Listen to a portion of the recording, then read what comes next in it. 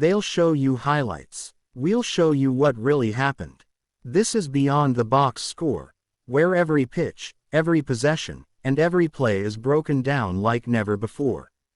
If you're tired of surface-level analysis and want the truth behind the numbers, you're in the right place. Let's get right into it. This matchup between the Pittsburgh Pirates and San Francisco Giants on August 6, USA time, is one of those games the casual fan overlooks, but the sharps and baseball degenerates have circled in bold red. Why?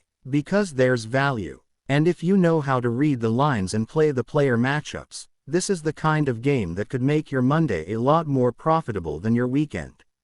We've got Martin Perez towing the rubber for the Pirates. That's not a typo. He's still in the league and starting games in 2025. And not just starting. Trying to stop the bleeding for a Pirates team that's been limping through the second half. Perez comes into this one with a 4.85 ERA, a 1.42 WHIP, and just 73 strikeouts in 101 innings. That's a lot of contact, and not in a good way. His sinker has lost bite, and righties are batting .288 with a .460 slug against him. On the road, he's been even shakier, with a 5.19 ERA and a home run rate of 1.6 HR9. This is the kind of matchup that screams, fade. On the other side, the Giants are rolling with Keaton Winn. The 26-year-old has shown flashes, 3.77 ERA, 1.23 WHIP, and a K9/9 in his last 5 starts. What's more important is how he's developed confidence in his splitter, and when that pitch is on, it's a problem for both sides of the plate. The Pirates, as a team, are hitting just .229 against righties since the All-Star break and have one of the highest ground ball rates in baseball. That feeds right into Winn's game. San Francisco has won 4 of his last 5 starts at Oracle Park, and in those games, they've allowed 2 runs or fewer 3 times. Let's talk bats. The Giants are finally getting some juice back in their lineup. Thairo Estrada has quietly been scorching, slashing .318, .367, .545 over his last 15 games. He's got sneaky power and should get a good look or two against Perez's mediocre fastball. Lamont Wade Jr. is another guy to watch. The lefty bat with elite plate discipline and gap-to-gap power has owned soft-tossing lefties like Perez. He's posted a .404 OBP at home and ranks among the top 20 in chase rate. Don't sleep on Mike Yastrzemski either, who's slugging .483 at home against lefties. That's not just a hot streak, that's sustained damage. As for the Pirates, it's slim pickings. Brian Reynolds is the heartbeat of that offense, and while he's been productive with 18 homers and a .274 average, the lineup around him doesn't offer much support. Andrew McCutchen is still contributing but lacks consistency, and O'Neal Cruz remains an enigma. Incredible tools, but spotty discipline and tons of swing and miss.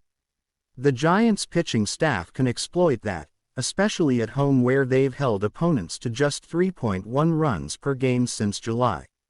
So what's the angle here? First off, Giants' moneyline is playable, but it's likely going to be chalky, hovering around -145 to -150 depending on your book. The real value starts with the team total and props. I like Giants over 4.5 runs. They've topped that number in 3 straight home games and now face a lefty who can't keep the ball in the yard. Next up, prop time. Thairo Estrada over 1.5 total bases is a strong look at plus money. He's making hard contact, squaring up everything, and Perez doesn't miss enough bats to avoid damage. Same goes for Mike Yastrzemski over 0.5 RBI. He's likely to be in a run-producing spot, and with Perez's splits, he'll get his chance with ducks on the pond. Another sneaky play, Lamont Wade Jr. to score a run.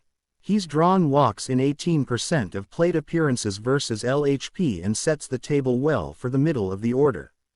Strikeout props. Skip Perez. He's not going to miss enough bats to give you any real value. But Keaton win over 5.5 kiloseconds at plus 120 is worth a sprinkle.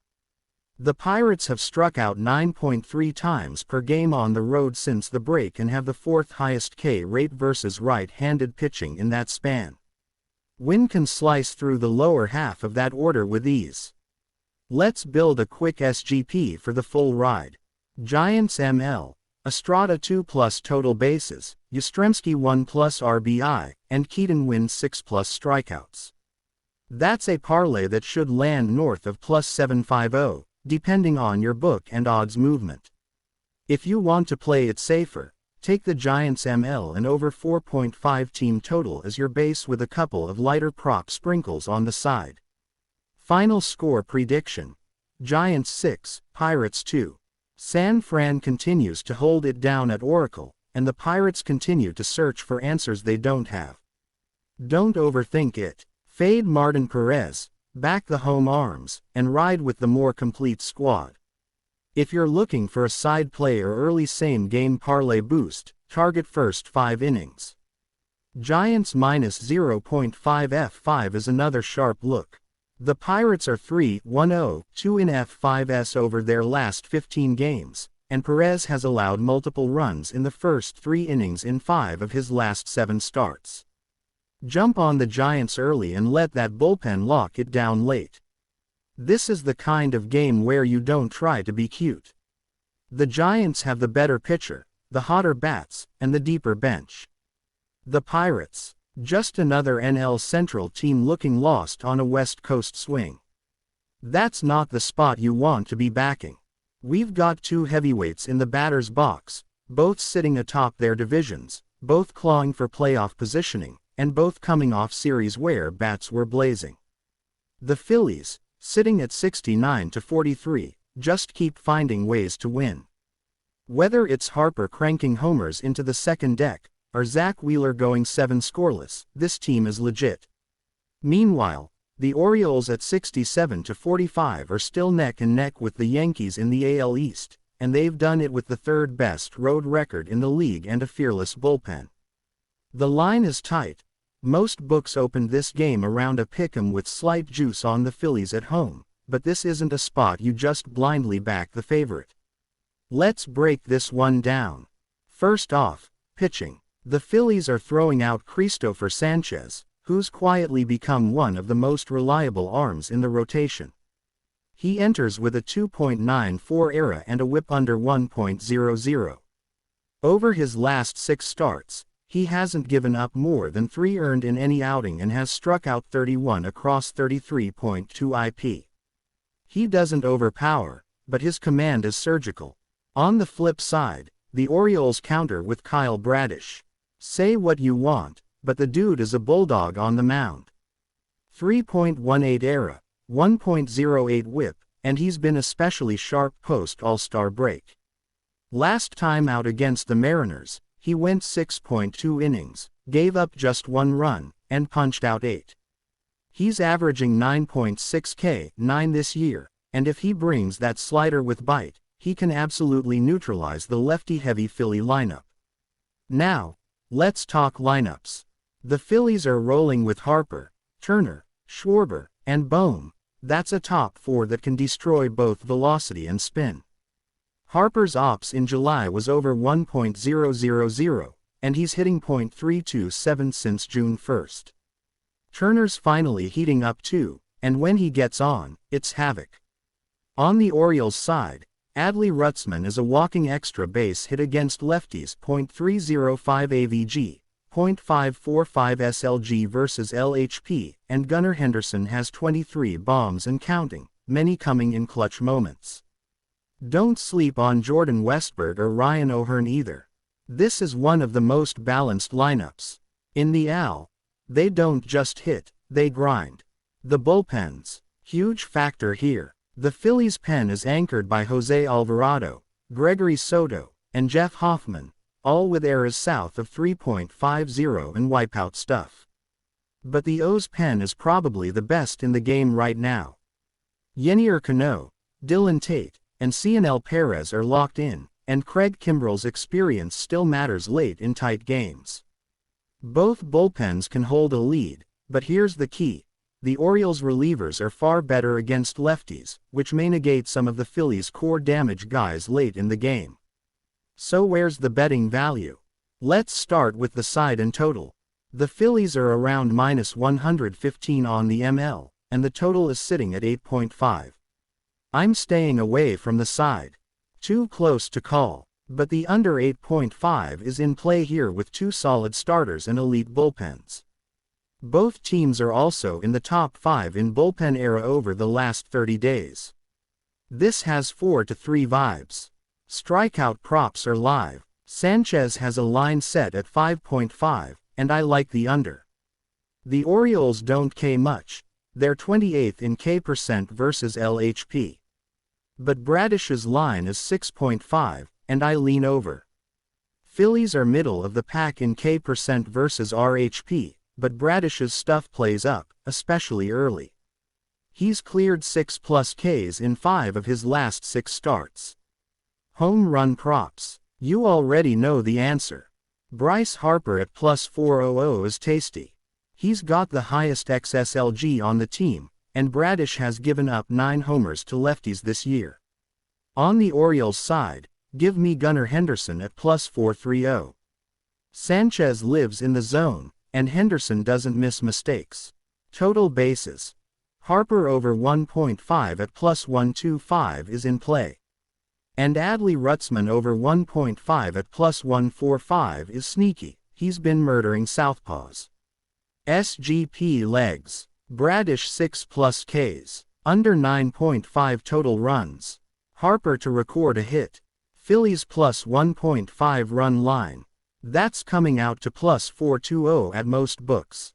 Parlay look. You want to get spicy. How about Phillies ML? Under 8.5. Bryce Harper HR. Bradish over 5.5 kiloseconds. That's going to push +1400 range depending on the book, and it's got a real shot if this game breaks right. Final score prediction. Phillies 4, Orioles 3. Harper gets it done late, bullpen holds. But don't be surprised if it comes down to one pitch in the 9th. This one's tight, sharp, and playoff level intense. Forget the casual bets. This is the kind of game you dig into the prop market for edge and don't trust the public splits. Be smart, target value, and hammer the numbers. We're heading to Target Field in Minneapolis where the Al Central clash between the Detroit Tigers and the Minnesota Twins is about more than standings, it's about momentum, matchups, and money. Minnesota sits at 61-50 and firmly in the wild card mix. Detroit is lagging behind at 52-60, likely out of the playoff hunt, but very capable of playing spoiler, especially with how they're swinging the bats lately. This one has betting value all over it, so let's start with the arms. We're looking at a scheduled start between Kenta Maeda, Twins, and Reese Olson, Tigers. Maeda's year has been rocky. He's got a 4.65 ERA, a 1.32 WHIP, and he's allowing 8.251 batting average to opponents. Over his last 5 starts, he's given up 3+ earned runs in 4 of them.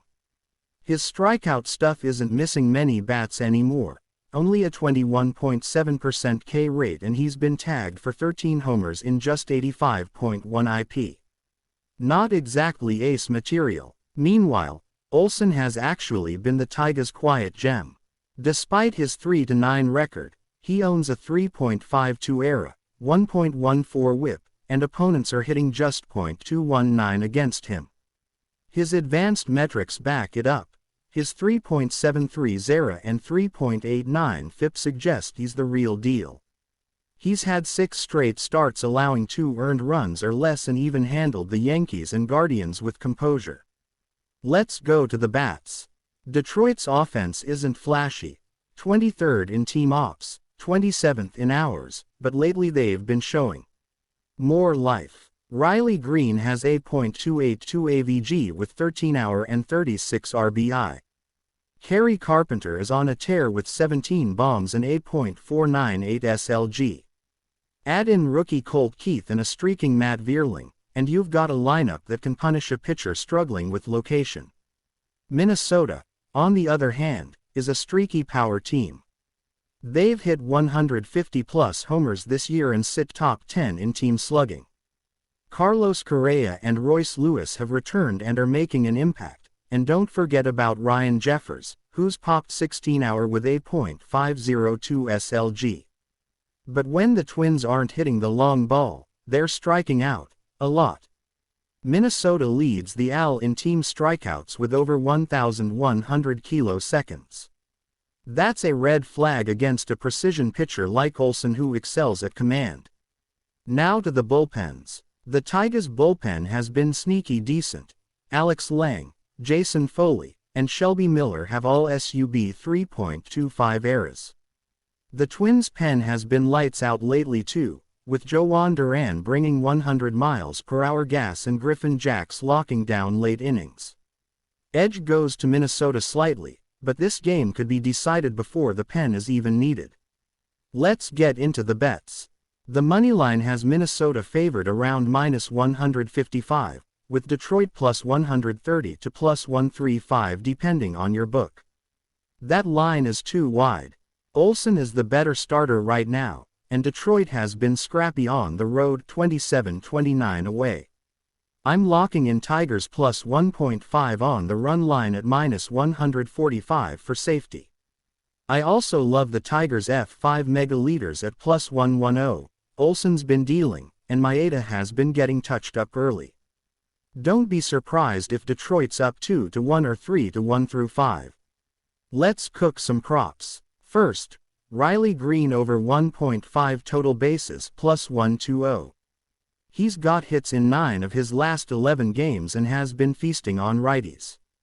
Also, Kerry Carpenter to hit an hour is juicy at plus 500. He's launched 5 in his last 15 games. On the Twins side, Ryan Jeffers over 0.5 RBI plus 165 has value with runners likely on base in the middle innings. Strikeout props. I'm fading Maeda's Ks. His line is usually set at 4.5 or 5.5, and I like the under. Detroit doesn't K at an elite rate anymore, and Maeda's whiff rate has plummeted. Meanwhile, Reese Olson's line is at 5.5 kiloseconds. I'd take the over at plus money. He's cleared 6 strikeouts in 5 of his last 8. Now let's build a same-game parlay for the risk takers. We're going Tigers plus 1.5. Riley Green over 1.5 terabytes. Kerry Carpenter to hit a HR. Reese Olson 6 plus Ks. Under 8.5 total runs. That 5-legger comes out to a juicy plus 1900 depending on your book. A $10 flyer gets you nearly $200, and all 5 legs have real teeth.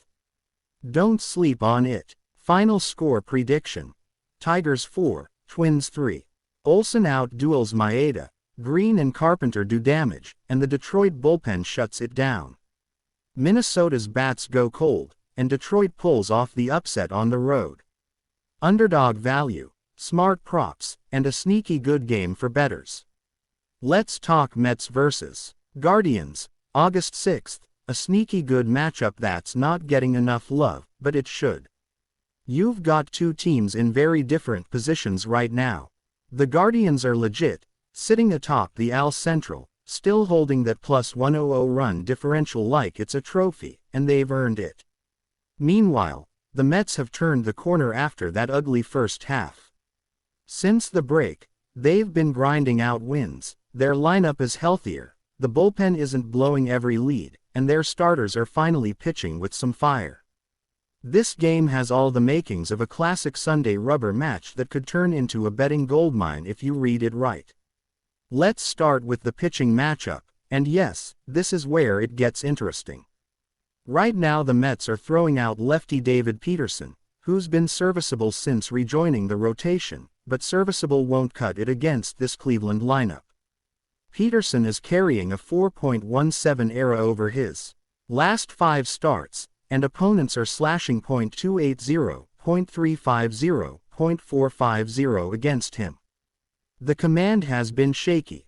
He's walked at least 2 batters in 4 of his last 5 appearances, and that's a major red flag against a disciplined Guardians team that loves to work counts. He's giving up a .310 batting average the 3rd time through the order, and if the Mets don't pull him early, Cleveland could hang crooked numbers in a hurry.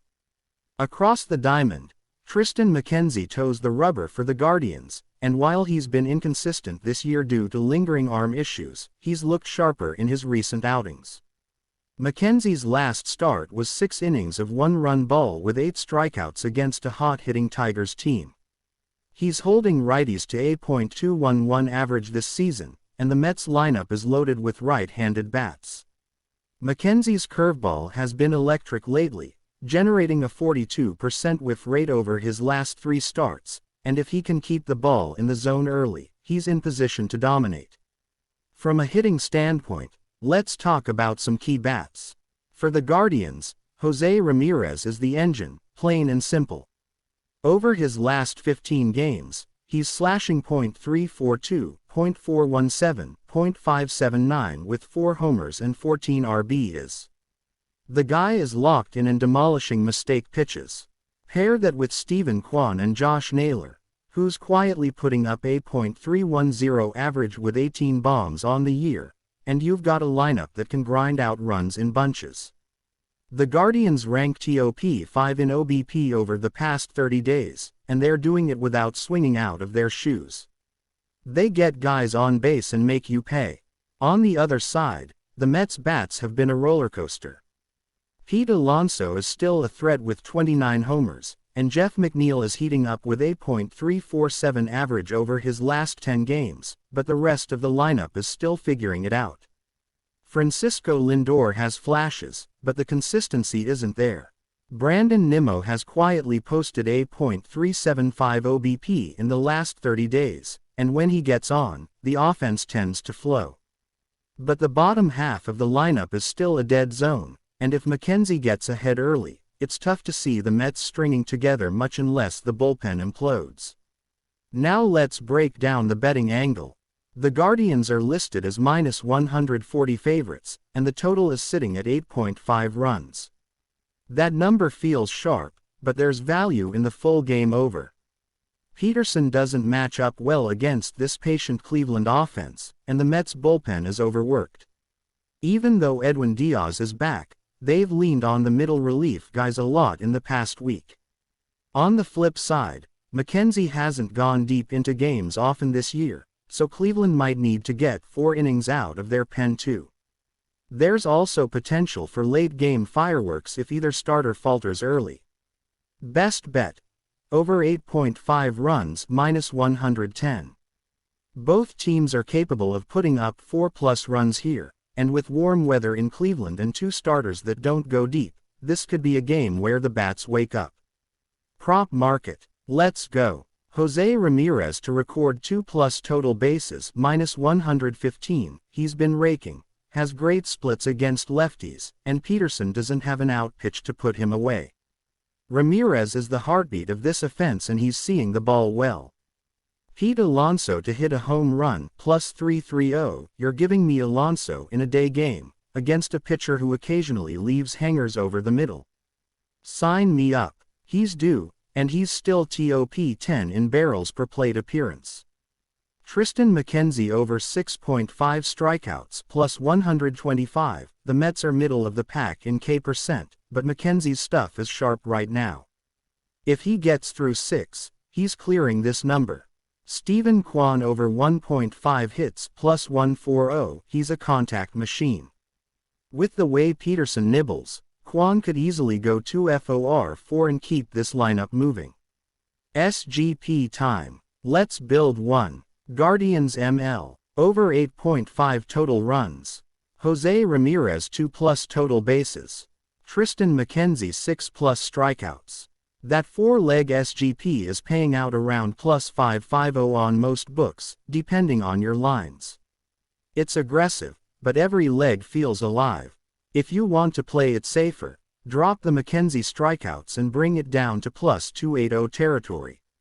Final score prediction: Guardians 6, Mets 4. Cleveland gets to Peterson early, and their bullpen holds just enough to withstand a late push from the Mets.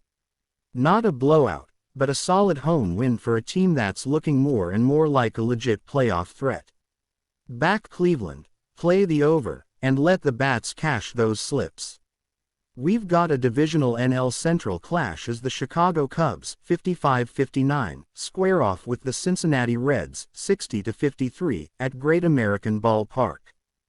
Game time's set for 1:40 p.m. Eastern Standard Time, and it's the rubber match in this series. Both teams are in that messy wild card race in the National League, and this game matters. For bettors, this one's interesting for the over, and there's sneaky value in prop markets too. Let's get into it. First up, the pitching matchup. The Cubs are sending out Justin Steele, a lefty who's not having the all-star year he did in 2023 but has quietly rounded into form. He's 3-3 on the year with a 3.88 ERA, a 1.23 WHIP, and 85 strikeouts in 86.1 innings pitched. Since June 1st, Steele has made 9 starts and given up more than 3 earned runs only once. His last 3 outings, solid. He went at least 5 innings in each and gave up a total of 5 earned. His ERA over those 3 sits at 2.91. He's not flashy, but he's keeping the ball on the ground and limiting damage. Now, Great American Ballpark is a hitter's haven, but Steele has handled the Reds before. 2 career starts against Cincy, 11.2 IP, 2 ER, 13 K. Not bad. For the Reds, it's Hunter Greene on the bump, the 25-year-old fireballer. His stuff is electric. Triple-digit heat, nasty slider, but the command is inconsistent. On the season, Greene's 6-5 with a 4.35 ERA, 1.32 WHIP, and 127 strikeouts in 111 innings. He's given up 17 homers, and that's where we need to focus. Against a patient Cubs lineup that works counts, Greene's fly ball tendencies and walk rate, 9.4%, are potential problems. Last start, a 5-inning, 4-run outing against the Nationals. Before that, he got touched up for 6 runs by the Cardinals. The volatility is real, so what are we looking at here? Let's talk about the total first. The over-under is set at 9.5, and the juice is leaning slightly to the over. That makes sense. The Reds are 7th in MLB in runs scored at home, averaging 4.98 runs per game. The Cubs, middle of the pack on the road, but their bats have been hot lately. Since the All-Star break, Chicago's averaging 5.1 runs per game, and they just hung 6+ in 4 of their last 7 games. Add in the park factor, GABP is top 3 in hours allowed, and you've got a game script that leans offense. Now to props. For total bases, lock in Cody Bellinger 1.5 terabytes -105. He's got great numbers against fastball-heavy pitchers, and Greene throws the heater nearly 60% of the time. Belly's got an XBA of .296 and a hard hit rate near 44% over the last 2 weeks. He's also slugging .570 against righties this season. This is a perfect matchup for him to rope a double into the gap or leave the yard. Another one. Elly de la Cruz 1.5 total bases +115. You're getting plus money on a guy with elite sprint speed and pop, facing a lefty. Elly's a boom or bust type, but he's got 2 multi-hit games in his last 4 and has been hitting .288 off left-handers this season. Steele is tough, but if he hangs one slider, Elly can burn you, and fast. For strikeout props, let's go back to Hunter Greene. His line is at 6.5 kiloseconds, and the over's at +100. Here's the angle. The Cubs strike out a ton versus power righties. They've got a 24.1% K rate versus right-handed pitching, 8th worst in the league. Greene has hit this number in 4 of his last 6 starts. I like it, especially if he gets into the 6th. Now the best value might come in team totals. The Cubs team total 4.5 runs -110 is sneaky. Like we said, Green is volatile, and if he only goes 5 innings, that Reds bullpen is going to be vulnerable, especially in this park. Chicago is one of those streaky teams, and when they get rolling, they score in bunches. They just put up 5 on the Reds in Game 2 of the series, and they've cleared 4.5 in 6 of their last 10. It's not a guarantee, but the value is there. Let's build a same-game parlay that makes sense. SGP, FanDuel plus 950 odds. Cody Bellinger 2+ total bases. Hunter Green 6+ strikeouts. Cubs team total over 4.5. Ellie De La Cruz 1+ hit. You're playing both sides here, expecting a decent start from Green in the K column but also expecting damage from Cubs bats. Bellinger is a must-leg in any Cubs SGP right now. This version pays nearly 10x, and every leg is live. For the side, I lean Cubs ML plus 110. You're getting plus money with the better pitcher and the hotter offense. The Reds are just 5-8 in Hunter Green's home starts this year, and they've been inconsistent since the break. The Cubs, not world beaters, but they're trending up. And Steele is capable of going 6 innings and giving the pen a breather. Final prediction. Cubs 6, Reds 4. It's a divisional brawl, but Chicago gets it done behind a strong outing from Steele and timely hits from the middle of the order. Grab the plus odds, ride the SGP, and don't overthink it. Values on the Cubs here, no question. It's Monday night under the lights at Yankee Stadium, and we've got ourselves a battle between two teams clawing for playoff positioning. The Texas Rangers take on the New York Yankees in what should be an explosive start to their midweek set. The Rangers enter this one with a chip on their shoulder, having dropped 2 straight and desperately trying to stay within reach in the AL West. Meanwhile, the Yankees are holding the line atop the AL East but have looked beatable over the last week, splitting their last 6 and coming off a tough 3-2 series loss against the Blue Jays. This isn't just a random August game, this is a tone setter for both squads, and the pitching matchup makes it even spicier. Nathan Eovaldi takes the hill for the Rangers, and let's just call it like it is, the veteran has not been sharp lately. In his last 3 outings, Eovaldi has given up 10 earned runs across 15.1 innings, with opponents batting .294 against him during that stretch. His ERA has crept up to 3.82, and he's been tagged for 14 home runs on the season, 9 of those on the road.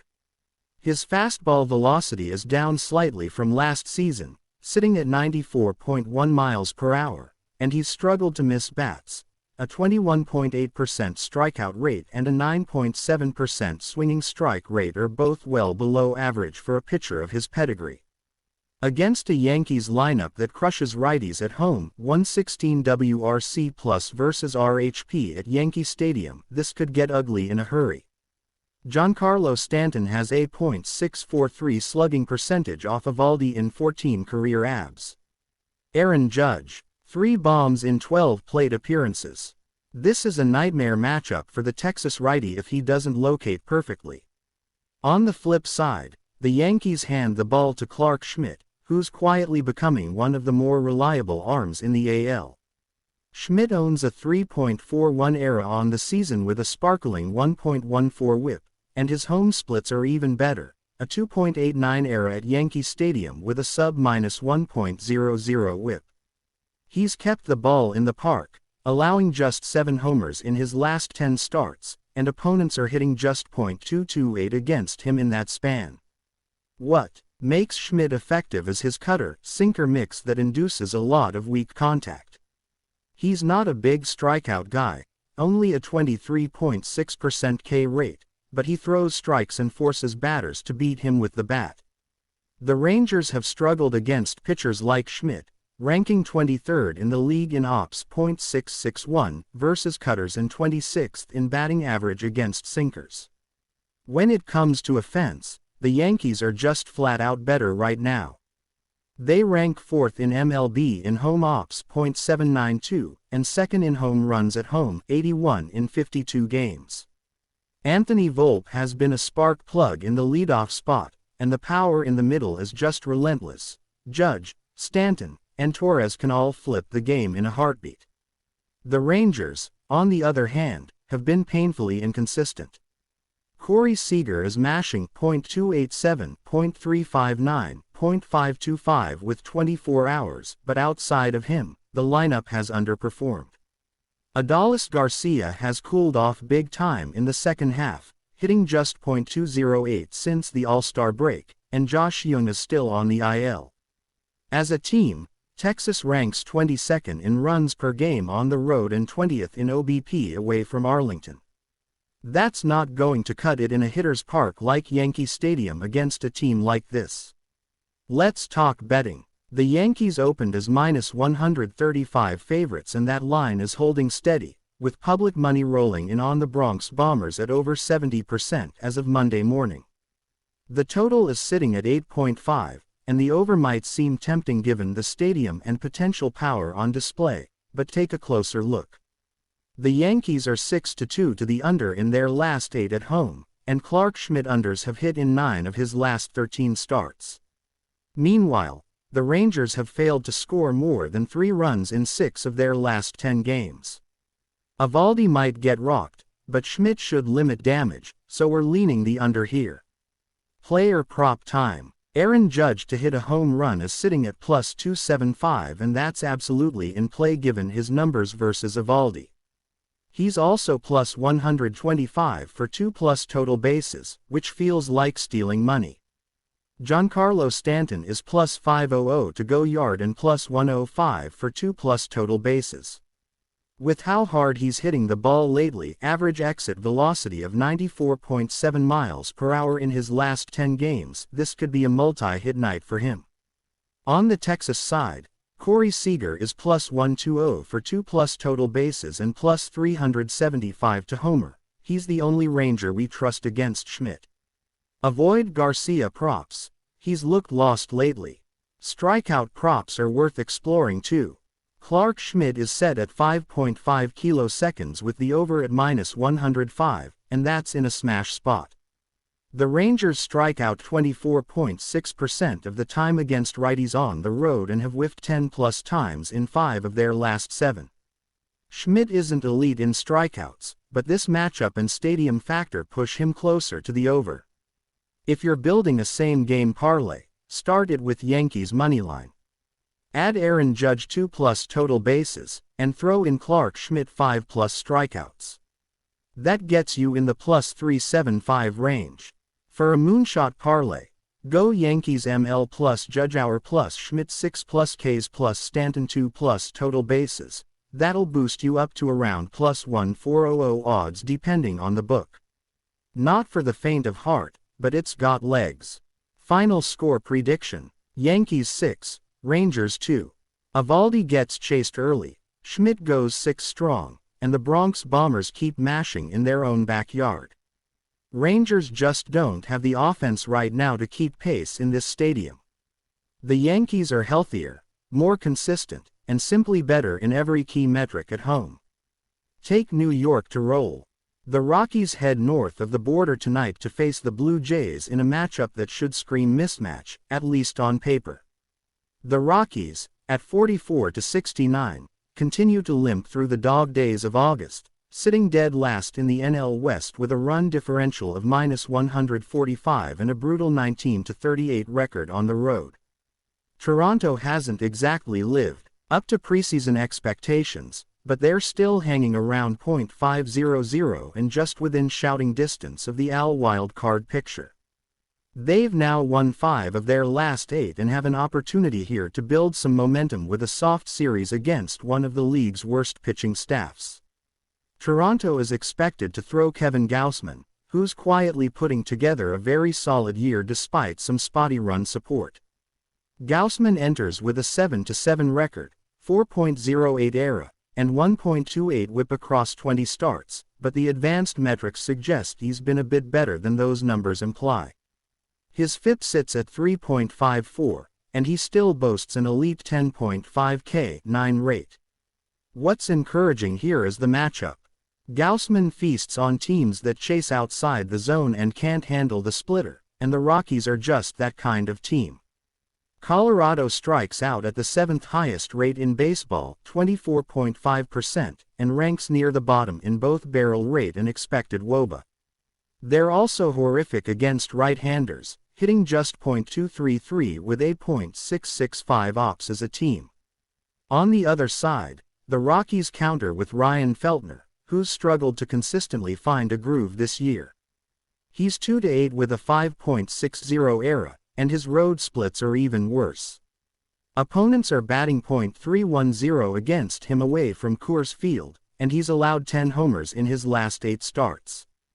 Feltner's lack of swing and miss stuff is going to be a major issue against a Toronto lineup that's finally starting to click. The Blue Jays are getting healthy at the right time. Vladimir Guerrero Jr. is heating up .348 AVG, .976 ops over his last 10 games, and Bo Bichette has been consistently putting the ball in play. Combine that with George Springer's resurgence atop the lineup, and you've got a recipe for Toronto to score early and often. From a betting perspective, the Blue Jays on the run line, -1.5, at around -125 is the square play, but it makes too much sense not to ride it. They've covered in 4 of Gausman's last 6 starts at home, and they should have no trouble putting runs on the board against Feltner. Another angle to consider is the Jays team total over 5.5 runs, which opened around -110. The Rockies' bullpen is an absolute mess. Their relievers rank 29th in ERA, 5.27, and WHIP, 1.54, and they've blown 24 saves already this year. If Toronto doesn't get to Feltner early, they'll have plenty of opportunity to do damage against the soft underbelly of Colorado's pitching staff. Prop market leans heavily in favor of the Blue Jays bats. Vladimir Guerrero Jr. to hit a home run at +370 is a very solid value. He's got 3 homers in his last 7 games and has been barreling the ball at a 13% clip over the past 2 weeks. Another prop I love is Bo Bichette over 1.5 total bases at -110. He's hitting .327 against righties at home and has been extremely consistent with multi-hit games lately. On the Rockies' side, it's tough to trust much, but Ezequiel Tovar continues to be their most reliable bat. His hits prop over 1.5 is sitting around +145 and could be worth a sprinkle in a longshot parlay leg. Strikeout props. Kevin Gausman over 7.5 kiloseconds is sitting around +105, and that's a number he's hit in 5 of his last 8 outings. Colorado has 5 regular starters with a K rate above 25%, and they've struck out 10+ times in 6 of their last 10 games. If Gausman is dealing, he could flirt with double-digit punchouts. Feltner, meanwhile, sits around 3.5 kiloseconds, and I'd lean under at -120. Toronto is a patient lineup, and they rarely chase early in counts, especially against pitchers without a dominant outpitch. Same game parlay time. We're building around a Jays offensive explosion. Start with Blue Jays ML, add over 4.5 team total, throw in Vladimir Guerrero Jr. to record a hit, Bo Bichette over 1.5 total bases, and Gausman 6+ strikeouts. That 5-leg SGP should land you around +500 odds, and the beauty is that none of those legs require crazy outcomes. If you want a longshot version, tack on a Vlad Jr. homer or Springer to score a run for extra juice. Final prediction: Toronto 7, Colorado 2. The Blue Jays roll behind Gausman in a surging offense, while the Rockies continue to stumble through what's been a brutal summer. Take the Jays run line, ride the team total, and stack the props on Toronto's big bats. This is the kind of series where playoff hopefuls have to take care of business, and Toronto is in a perfect spot to do exactly that. The Angels head into this American League clash at Tropicana Field once again trying to salvage a season that's spiraled beyond redemption. Meanwhile, the Rays are clawing for position in a loaded AL wild card race. First pitch is set for 6:50 p.m. ET in the Dome, and this matchup brings a boatload of betting angles. Let's dig in. Tampa opens as a solid -155 favorite on the moneyline, while the Angels sit around plus 130 dogs depending on the book. The total is set at 8.5 runs, juiced slightly to the over at minus 115. These two teams are trending in opposite directions when it comes to production and bullpen trustworthiness. That's key. For the Angels, they'll send right-hander Jose Soriano to the bump. On paper, he's been one of the lone bright spots in an otherwise abysmal rotation, entering this start with a 3.41 ERA, 1.18 WHIP, and 90 strikeouts across 87 innings. But recent form matters. Over his last 4 outings, Soriano has seen a dip in velocity and a rise in hard hit percentage, giving up 3+ earned runs in 3 of those starts. His fastball isn't fooling anybody anymore, and his 10.6% walk rate is playing with fire against a Rays team that can grind at bats and jump on mistakes, especially at home. Tampa counters with Zach Littell, who's been a steady if unspectacular presence all year. He boasts a 3.88 ERA, 1.24 WHIP, and 91 strikeouts through 102 innings. Little's value comes in his ability to limit damage early and give his team a shot to win without imploding. He's allowed 2 runs or fewer in 5 of his last 6 starts. But what stands out here is his reverse splits. Righties actually hit him better, .270 BAA versus RHB, and that opens the door for someone like Logan Ohop or Joe Adell to do some damage. Still, Little's 4.3% walk rate is among the league's best, and if the Rays gloves show up behind him, he'll cruise through 5+ innings. Both teams have bullpens that can be described as volatile, at best. The Rays' bullpen ranks 17th in ERA, 4.12, while the Angels are a few notches lower at 21st, 4.38. Tampa has the edge late with Pete Fairbanks and Garrett Cleavinger fresh and throwing well. Fairbanks is holding righties to a .153 batting average and has 4 saves in his last 7 appearances. Meanwhile, the Angels' backend is a mess. Carlos Estevez has blown 3 of his last 5 save opportunities and continues to struggle with command. If this game gets tight late, advantage Rays, and if you're betting the game live, take note of the bullpens from the 6th inning on. Now to the bats. Tampa's offense is clicking, even without the household names. Over their last 7 games, they're hitting .278 as a team with a .354 OBP and 11 homers in that span. Yandy Diaz continues to be the anchor. He's slashing .295, .363, .452 and has hit safely in 9 of his last 10. He's a prime candidate for a hit plus run plus RBI combo prop at plus money. Also watch out for Isaac Paredes. He's quietly crushed righties all year with 18 of his 21 homers coming off RHP and a .520 SLG at home. That's home run prop value sitting around plus 375. The Angels, well, it's bleak. They rank 25th in runs scored since the All-Star break and have just a .222 team average over the past 2 weeks. Taylor Ward is their only consistent bat right now, with a .273 average and 4 homers since July 20th.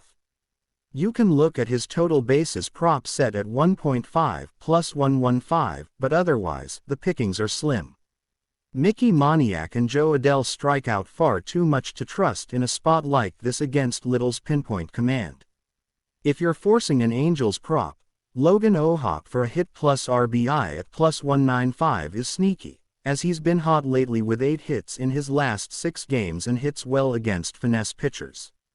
Now let's get into the bets and same-game parlay legs. For starters, I like the Rays moneyline minus 155 as the anchor. They're at home, in better form, with the better bullpen and steadier offense. Add in Zach Littell 5+ strikeouts plus 110, he's hit this number in 4 of his last 6, and the Angels strike out at a 24.6% clip against right-handers. From there, toss in Isaac Paredes to record a hit minus 170. It's not flashy, but he's cashed this in 12 of his last 15. That 3-leg parlay comes out to around plus 380 depending on the book. Solid value for a game where the edges clearly lean Tampa's way. For a bolder SGP with upside, try this. Rays moneyline, Yandy Diaz 2+ total bases, Isaac Paredes home run, Taylor Ward over 1.5 bases, and Zach Little 5+ Ks. That's swinging for the fences, but this game lines up for Tampa's contact guys to feast, and if Little gives you a clean 5 innings, the rest is in reach. This combo parlay pays north of +1800 on FanDuel, a little juice, but worth a sprinkle if you want to sweat the night slate. The total at 8.5 is sharp, but I lean over -115. Soriano is regressing, the bullpens are shaky, and Tampa could put up 6+ by themselves. Even if the Angels scrape together 2 to 3 runs, that clears it. First 5 over 4.5 -110 is also in play. Both starters are hittable enough and both lineups are better earlier in games. I'd avoid full game run lines just because the Angels' offense is unreliable, but Tampa F5 -0.5 +105 is another solid way to attack it. Final score prediction. Rays 6, Angels 3. Little does enough. The bullpen closes it, and Tampa keeps the wild card hunt alive. Ride with the home team, sprinkle those props, and let's cash another card on the diamond. This matchup between the Los Angeles Dodgers and the St. Louis Cardinals on August 6 is one of those games that looks lopsided on paper but might turn into a trap spot if you're not looking at it from the right angles. The Dodgers come into this one flexing a 68-45 record, solidly pacing the NL West with power and precision. Their road form has been exceptional this season, sitting at 33-24 away from home. Meanwhile, the Cardinals, sitting at 58-54, are desperately clawing in a crowded NL wildcard race, and while they've been decent at home, 32-25, there's a clear mismatch in offensive firepower and starting rotation here. The Dodgers are sending lefty James Paxton to the mound. He's 8-2 with a 3.52 ERA across 86.1 innings, but he's been showing signs of regression lately. In his last 5 starts, his ERA has ballooned to 4.73, opponents are slugging .463 off him in that span, and his KBB ratio has dipped significantly. The real issue with Paxton is his command. He's walked 36 batters this year, and his whiff rate has dropped to 22%. Still, when he's locating that cutter and mixing in the curveball effectively, he can get through 5 or 6 solid innings. The Cards don't mash lefties the way you'd think, either. They've got a WRC plus of just 98 versus LHP since June 1st. On the flip side, St. Louis counters with righty Miles Mikolas, who's been the definition of volatility. He's 7-10 with a 4.79 ERA, but more concerning is his 1.33 WHIP and the .287 BAA. He just doesn't miss bats. His 15.6% K rate is among the lowest among qualified starters. Against a Dodgers team that leads the NL in ops .775 and ranks second in runs scored, this could get ugly fast. Especially when you factor in how LA has demolished righties all season. Max Muncy, Freddie Freeman, Will Smith, and Shohei Ohtani all have .800 plus ops against right-handed pitching. The bullpen edge also leans heavily toward the Dodgers. Their relievers rank third in the league in ERA, 3.26, and first in FIP, 3.12, over the last 30 days. St. Louis, meanwhile, is sitting 18th in bullpen ERA, 4.16, and 22nd in WHIP, 1.41, over the same stretch. If this becomes a late-inning battle, the Dodgers should run away with it. That's why I'm not scared to take the Dodgers full game moneyline, -155, and I'll also sprinkle the run line -1.5 at +120. The value is too good, especially with Mikolas pitching to contact against a lineup built to crush mistakes. In the player prop department, this is where we start getting surgical. Freddie Freeman is 12 FOR 31 lifetime off Mikolas with 3 doubles and a homer. His over 1.5 total bases plus 105 is a beautiful spot. He's been red hot lately, batting .357 over the last 10 games with 6 extra base hits. Shohei Ohtani is hitting .308 with a .990 ops over the past 2 weeks and has reached base safely in 14 of his last 15 games. His over 0.5 walks minus 115 prop is sneaky value, especially since Michaelis avoids pitching to power bats. Also look at Will Smith over 0.5 RBI plus 140. He's quietly been the clutch engine for LA when Freeman and Ohtani are on base. For St. Louis, the only real value play is Paul Goldschmidt over 1.5 total bases plus 130. He's still capable of punishing mistakes, especially against Paxton's fastball, which has flattened out in recent starts. Goldie has 5 doubles and 2 homers in the last 11 games, and while the Cards may struggle overall, he can flash his bat once or twice. Let's build a same-game parlay here for some action.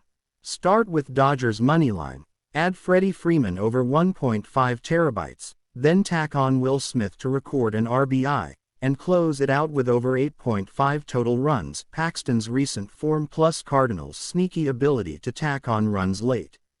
That 4-leg SGP pays plus 900, and it has the correlation we want with Dodgers bats heating up and Michaelis struggling to limit damage.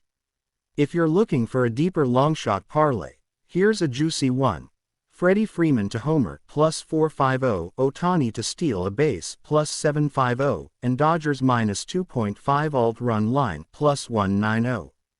That's a high ceiling plus 4000 parlay for the chaos-loving bettor, but it's not out of the question if the Dodgers smell blood early. Final score prediction: Dodgers 7, Cardinals 3.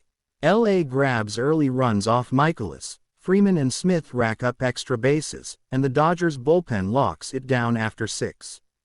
Look for the Dodgers to cover the run line, rack up hits, and remind the league why they're still the NL's team to beat. We've hit the final matchup of the August 6th slate, Houston Astros visiting the Miami Marlins at Loandapot Park in what looks like a classic trap for bettors who only glance at records. Houston's 63-50 and Tampa just swept them in Boston. Miami's .500 and just wrestled momentum with a hot streak. This one's tighter than most public lines. Let's dig in. Miami goes with Cal Quantrill, a lefty carrying a 4.79 ERA and 1.31 WHIP through 97.2 innings. He's not elite, but he's steady and excellent at limiting walks, just 26 BB. Quantrill's command makes him a tricky out, especially against an Astros lineup that's striking out 23.4% versus southpaws, top 10 in the league. Meanwhile, Spencer Arrighetti moves into Houston's rotation. Rookie status: 1.95 ERA in August, 0.90 WHIP, 47 kiloseconds in his last handful of appearances.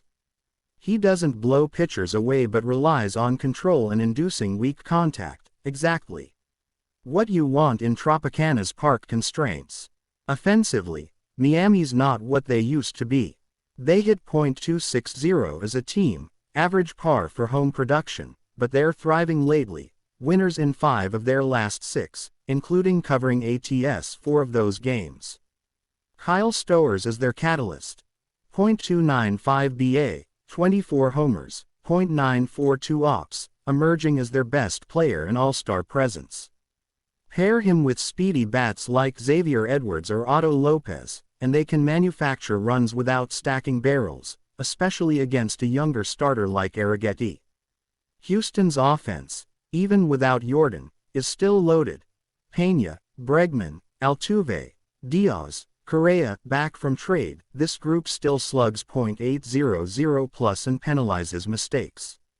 Their team ops at home ranks elite, and they hit southpaws like Quantrill for over .750 OPS. The real question: can Arrighetti handle the contact and go deep enough to bypass Houston's lineup depth? Betting lines opened Astros at about -111 megaliters, Marlins -109, Run line favors Astros minus 1.5 around plus 151, total 8.5 on the board with even juice. The public trend is pushing Astros moneyline, but diving deeper, Miami's 36-18 ATS on the road suggests their props can't be dismissed. And Houston's 3-8 ATS in their last 11 hints regression risk. Here's how I'd slice this matchup. Moneyline value. If Arrighetti shows control and Miami gets a bad variance night, Marlins ML plus 1.5 plus 155 to plus 165 may be the sharpest dive.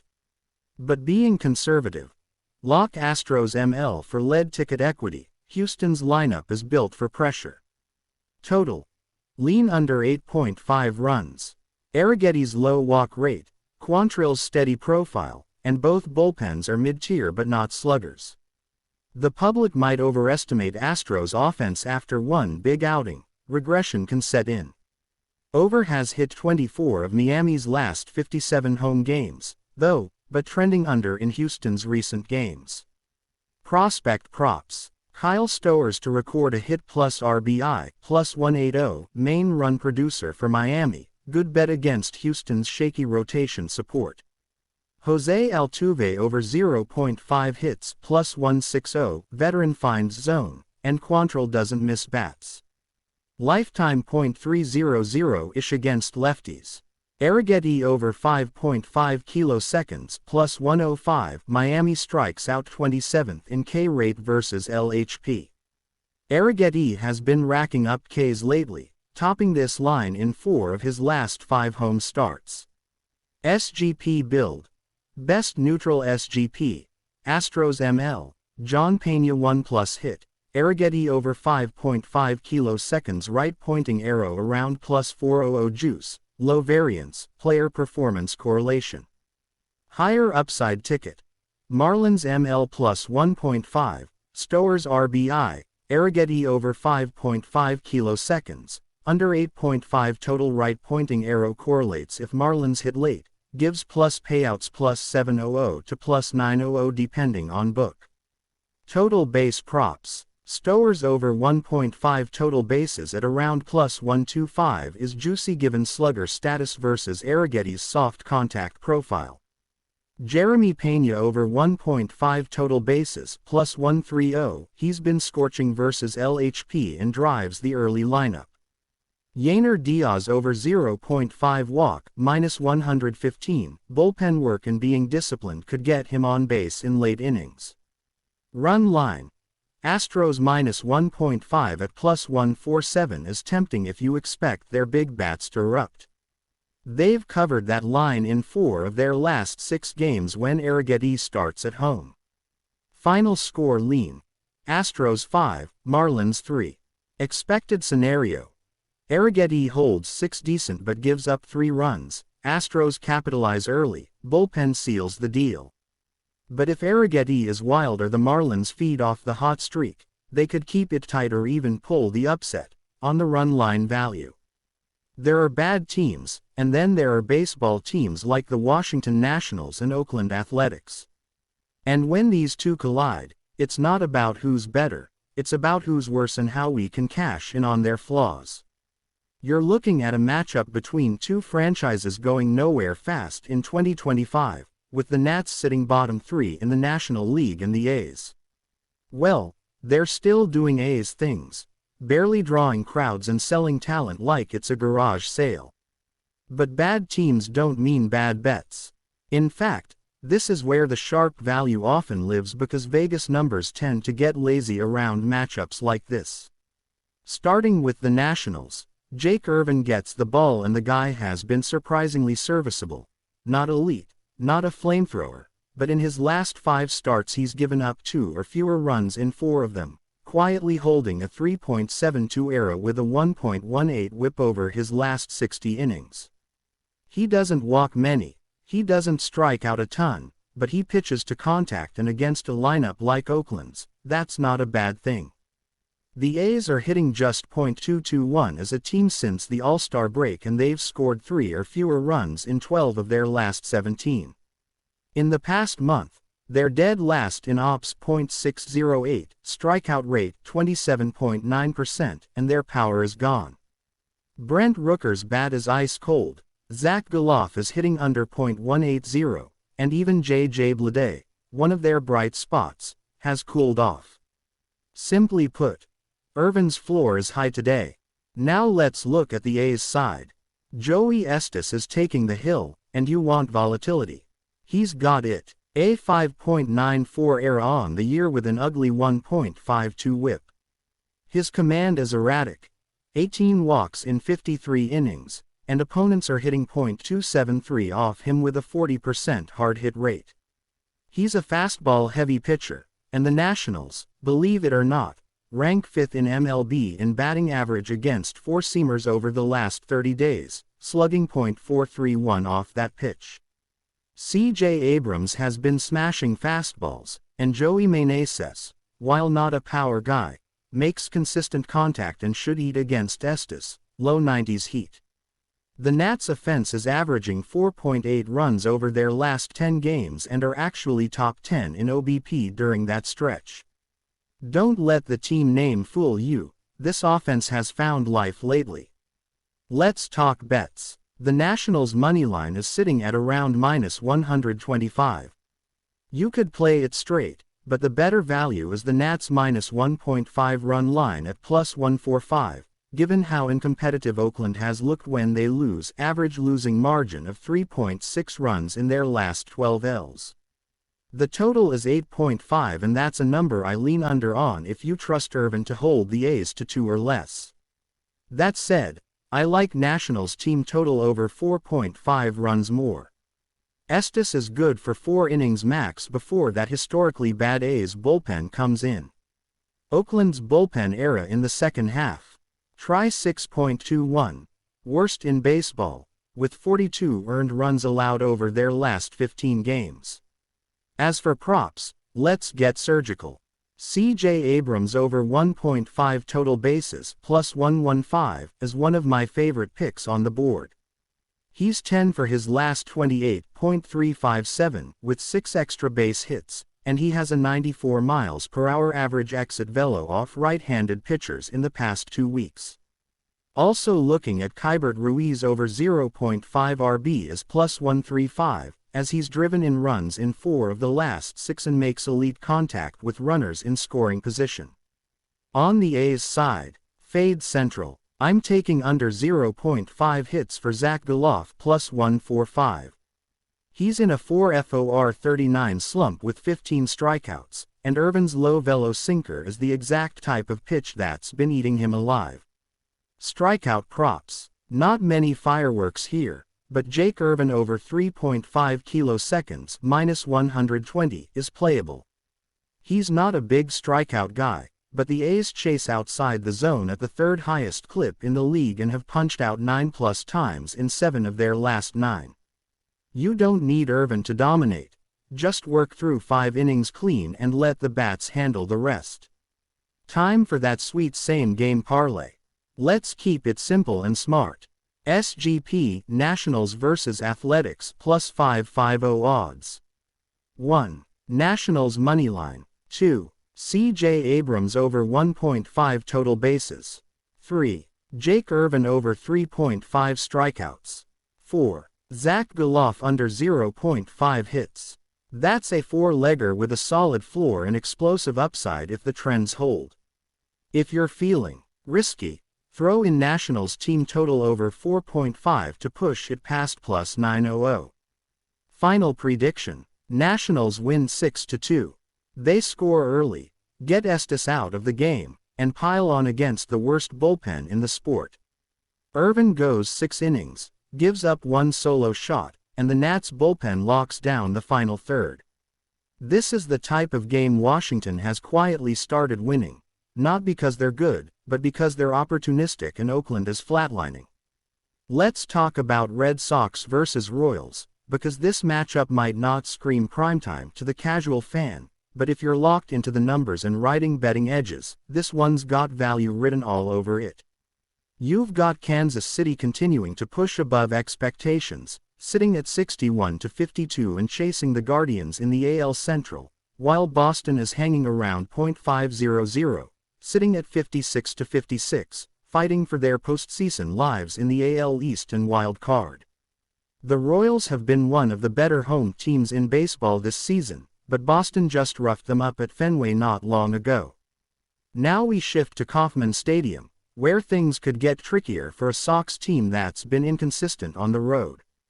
The key to this game lies in how well Boston handles the Royals' speed and young bats, and whether their bats can get to Alec Marsh early, because if they don't, it could be another long night for a bullpen that has been overworked. Alec Marsh takes the hill for Kansas City and comes in with a 6-7 record and a 4.79 ERA, but don't let that mid-4 ERA fool you. He's been very good at home lately, giving up just 5 total earned runs over his last 3 home starts, covering 18 innings. That's a 2.50 ERA in that span at Kauffman, and he's held opponents to a sub-.200 average. What's more important is his reverse splits. Right-handed hitters are batting just .212 against him this year. The Red Sox lineup leans righty-heavy with Duran, Devers, and Yoshida from the left side as the notable exceptions. So if Marsh can keep the righties quiet and stay ahead in counts, which he's done at home, posting a 1.10 whip in his last 5 starts in Kansas City, he can absolutely turn in a quality start here. Meanwhile, Cooper Criswell toes the slab for Boston. He's 3-3 with a 5.23 ERA and has been up and down in spot starts. His last outing, he gave up 4 earned over 4 innings to this same Royals team. He's got the stuff but not the consistency, and he's had a brutal time getting out of the 4th or 5th inning. The Royals will look to be aggressive early and force his pitch count up. And if they do, it's advantage KC, because the Boston bullpen has logged the 5th most innings in baseball over the last 30 days. Let's dive into the bats.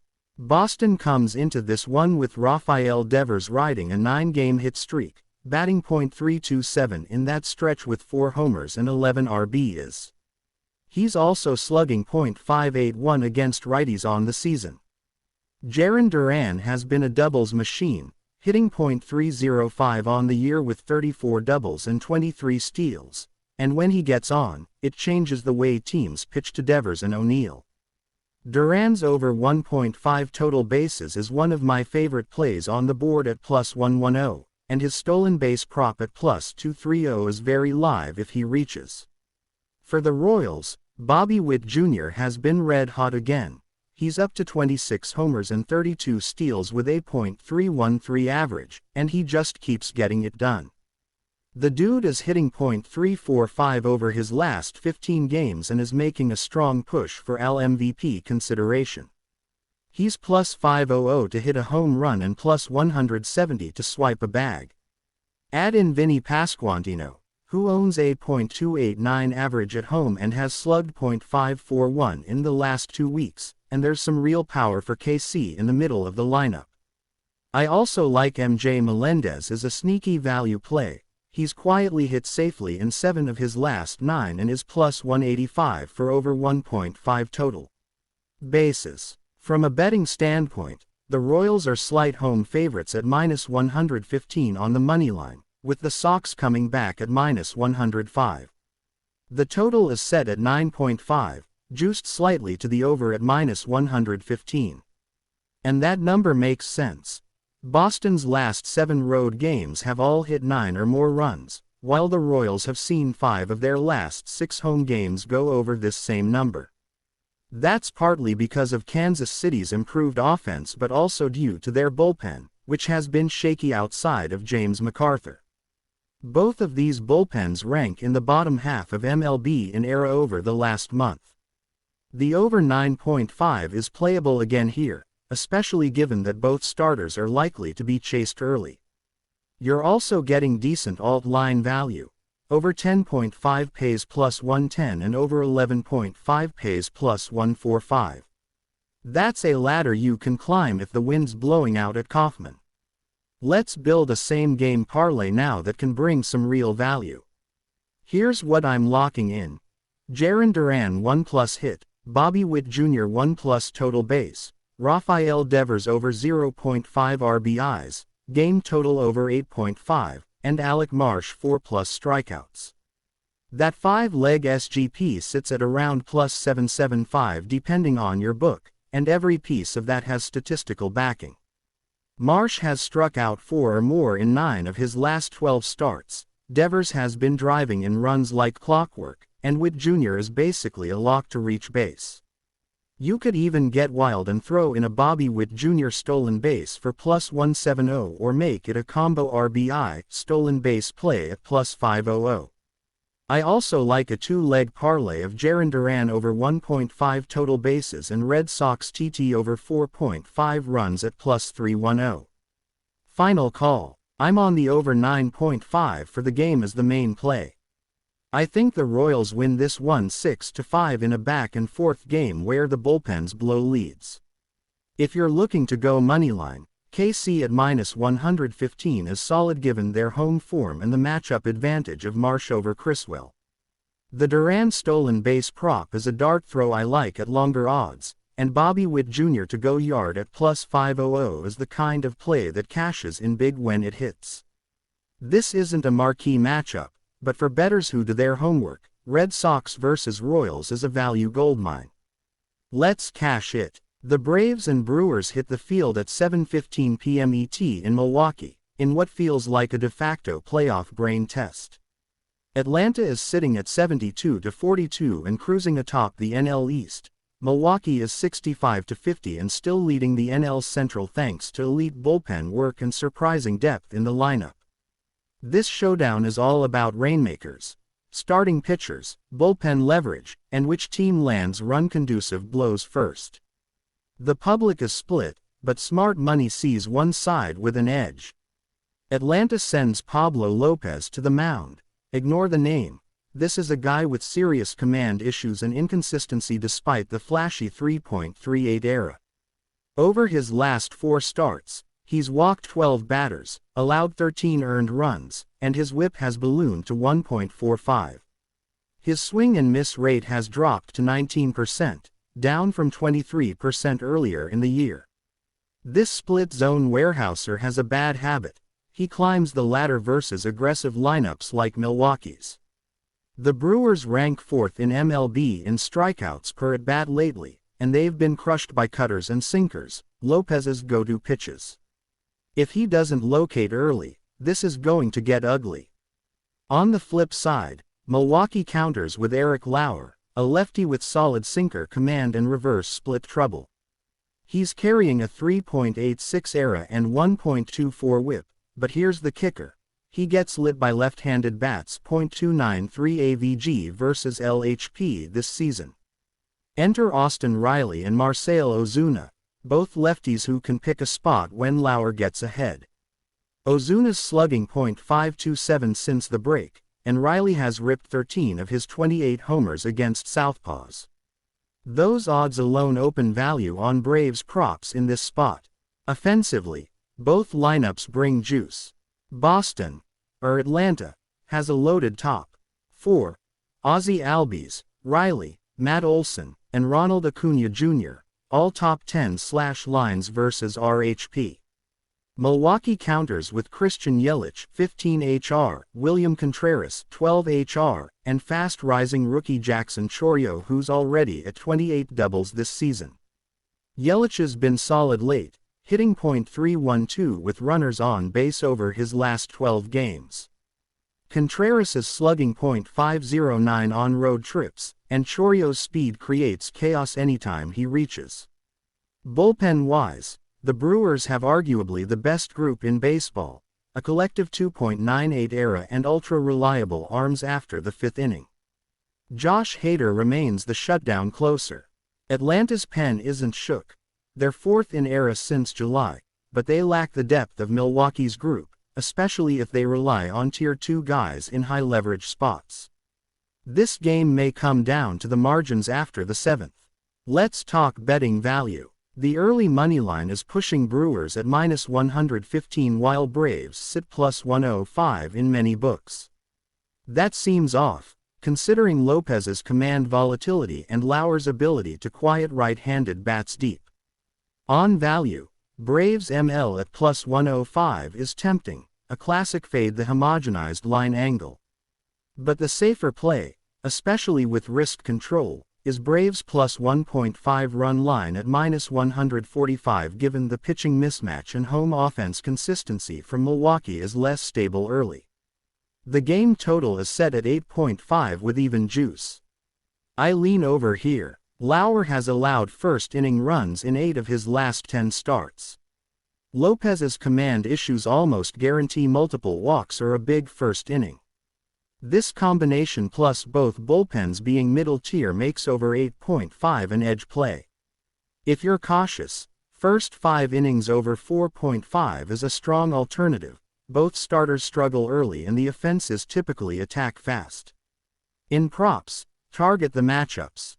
Austin Riley over 1.5 total bases plus 110. He tears lefties apart and Lauer's sinker tends to sit middle up. Riley has 5 multi-base hits in his last 7. Ozzie Albies TBD line at over 1.5 plus 115. If Lauer struggles early, Albies could easily find extra base contact. His expected average versus lefties this season, .328. Christian Yelich over 0.5 RBI plus 140. He's the veteran mashes with runners in spots.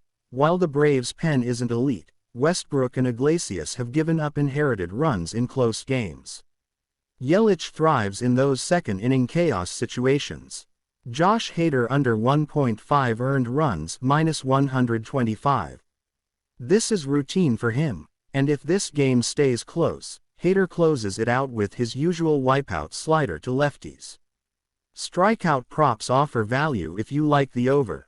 Eric Lauer over 5.5 kiloseconds plus 105. Lauer has cleared this line in 5 of 7 home starts and is facing a lineup that whiffs a ton on the road versus sinker, slider pitchers. Pablo Lopez under 5.5 strikeouts minus 115.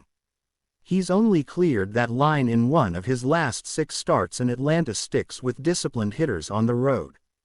Here's a well-constructed same-game parlay.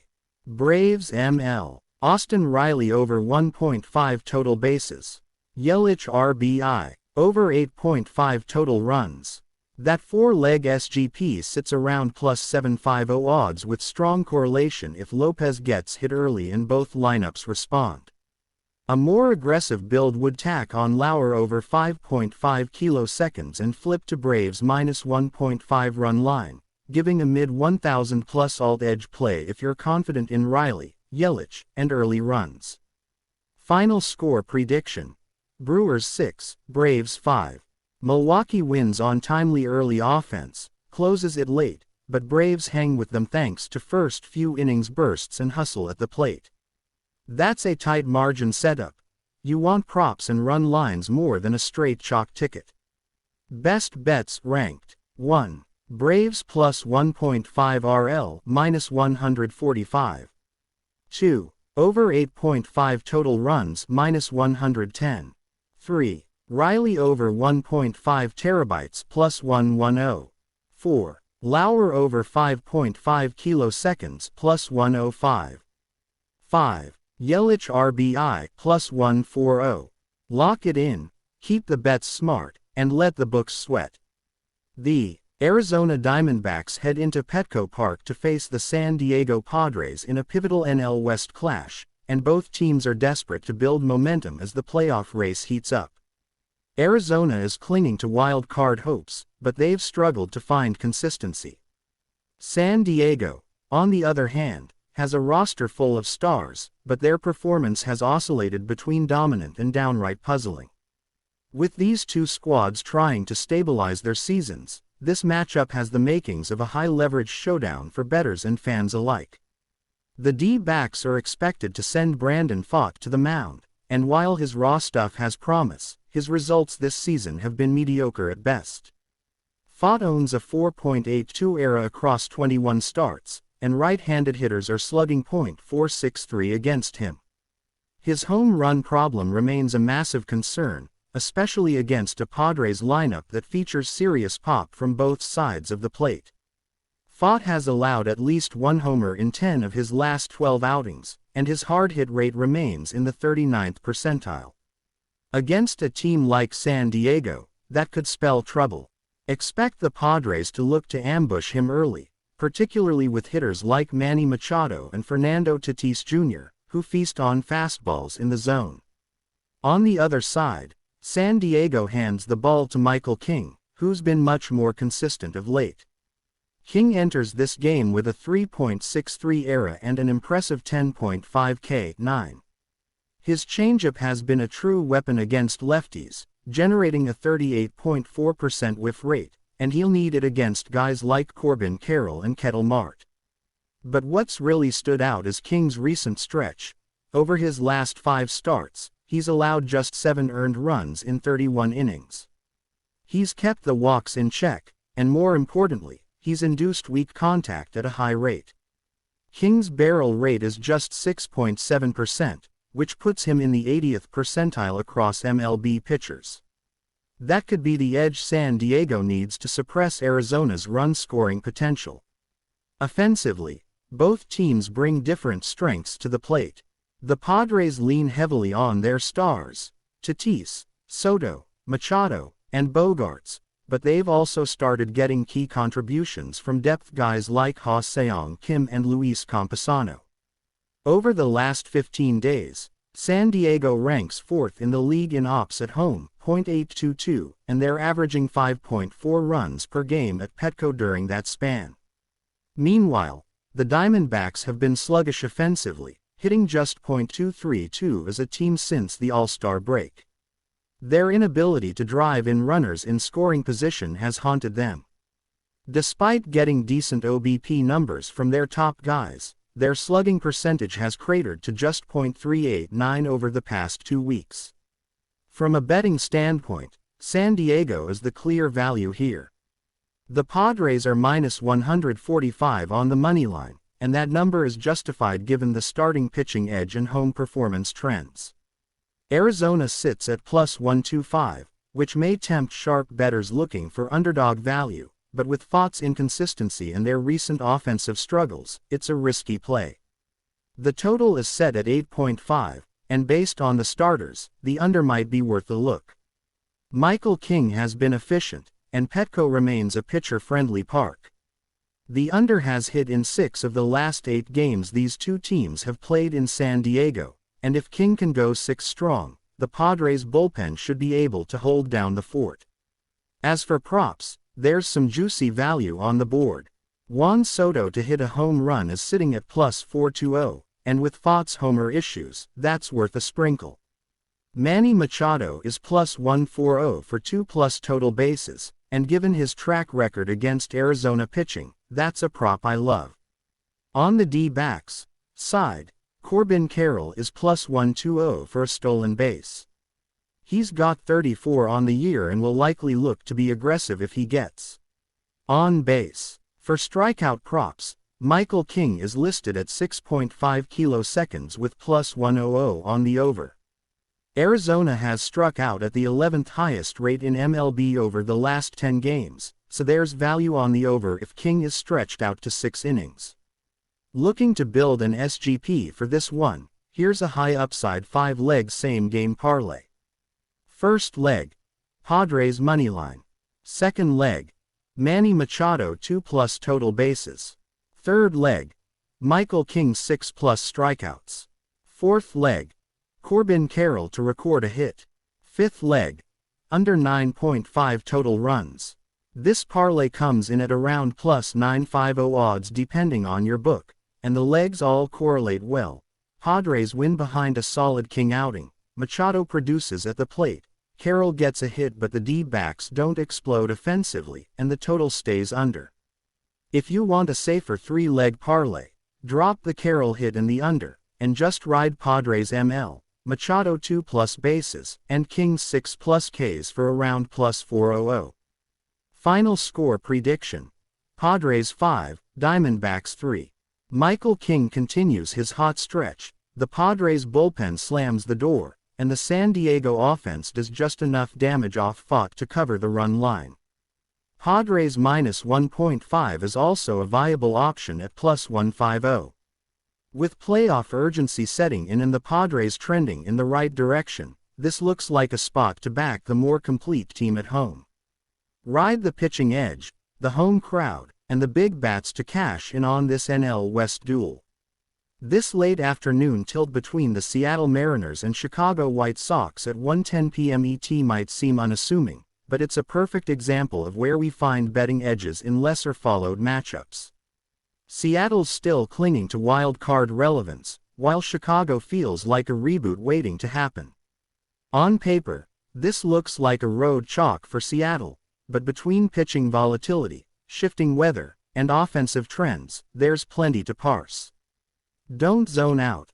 This one is sharp if you know where to look. Seattle hands the ball to Bryan Woo, their young flamethrower, and yeah, the arm talent shows. He's at a 3.47 ERA, 1.11 WHIP, and 102 strikeouts in 96 innings. But dig deeper. His control has been erratic lately with 15 walks in his last 5 starts, and his hard hit rate has jumped to 40%. Even worse, lefties are beating him for a .305 average in recent games. Enter Chicago's lineup, which features Nicholas Castellanos, Andrew Vaughn, and Colin Moran, all capable of extra base damage and motivated to prove they belong. If Woo doesn't trim the walks and paint the inner half effectively, these guys can chew into margins. On the Sox side, it's rookie Dylan Cease taking the mound, and this could be the edge for Chicago. He's somehow reversed his season. 4.05 ERA but with elite strikeout metrics. His K9 has jumped to 10.1, his swinging strike rate to 13.5%, and he's pitched at least 6 innings in 4 of his last 6 starts. He's also lowered his HR9 to 0.8, showing improved barrel control. He's still prone to walks BB9 at 3.9, but as long as he misses bats deeper into the game, that portends better outcomes for Chicago against a Mariners lineup trading only 22nd in MLB in slugging against RHP over the last 10 days. Offensively, Seattle's identity remains built around the core of Luis Urias, Julio Rodriguez, and Cal Raleigh. Rodriguez has hit safely in 12 straight and is slugging .625 in that span. Raleigh is quiet but dangerous at home in Petco Park. Urias raises his contact rate with men on base. At the same time, Seattle's team ops against lefties has dipped to .670 since July. Ugly. Meanwhile for Chicago, this home stretch has been more promising. Castellanos and Vaughn have combined for 14 extra base hits over their last 20 games, and Josh Harrison and Luis Robert Jr. have chipped in reliably. If Cease navigates the early innings, the White Sox could paint enough runs to make this tight. Betting lines opened with Seattle ML at -135, White Sox +115. The total came in at 8.0, with the under at -110. That number is very keen.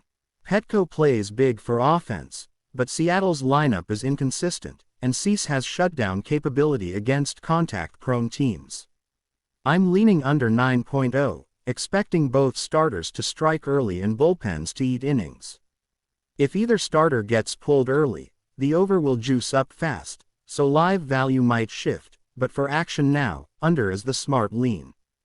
Think of the run line. White Sox +1.5 at -135 is worth a hard look, especially if your model thinks Cease holds deep enough to prevent blow-ups. In his last 14 starts, Chicago has covered with Cease on the bump 10 times.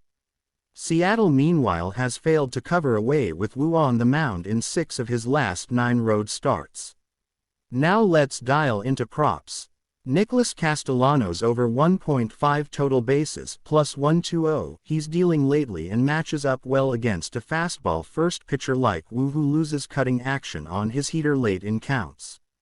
Dylan Cease over 5.5 kiloseconds plus 105. Considering Cease is up to a 2.6 BB rate in August and the Mariners K at nearly 25% against RHP, he's a strong value streak.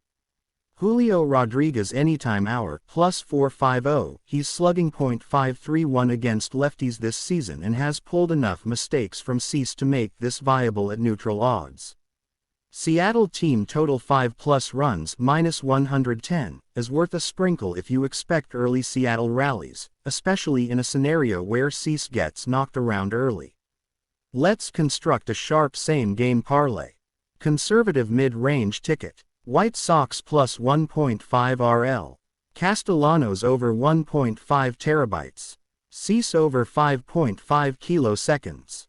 That 3-leg SGP pushes around plus 400. Easy to hedge or live cash early if things go off script. If you want to ramp it up, add Rodriguez anytime HR. Add under 9.0 total runs. That aggressor plays north of plus 900 but each leg correlates if Cease grabs command, Castellanos gets a double or triple, Rodriguez pokes one, and Wu stumbles early. Weather note. Petco is projecting 78 degrees Fahrenheit, light wind out to center, 6 miles per hour. That blip adds slight overjuice if you think stadium factors matter, but not significant enough to ignore the underlean if the pitching holds. Final score prediction. White Sox 5, M's 3. Cease goes 6 strong with 6 kiloseconds, Sox put 2 on the board early off Wu's command issues, bullpen closes it. Seattle scrapes 1 back with relief mistakes but can't overcome back-to-back units. Sox cover plus 1.5, under hits, Castellanos TB hits, Cease K's cash. Best bets list. 1. Under 9.0 total runs minus 110. 2. White Sox plus 1.5 RL minus 135. 3. Castellanos over 1.5 terabytes plus 120. 4. Cease over 5.5 kiloseconds plus 105. 5. Rodriguez anytime hour plus 450. Lock this one in for sharp edges. Targeting Cease's Ks and Castellanos pops early in a tight manageable game. Let's ride. If you're obsessed with deep dives, clutch breakdowns, betting edges, and the raw truth of the game, don't just watch, analyze with us. Hit that subscribe button, like the video, and drop your predictions in the comments. Let's go beyond the box score. Every day, every game.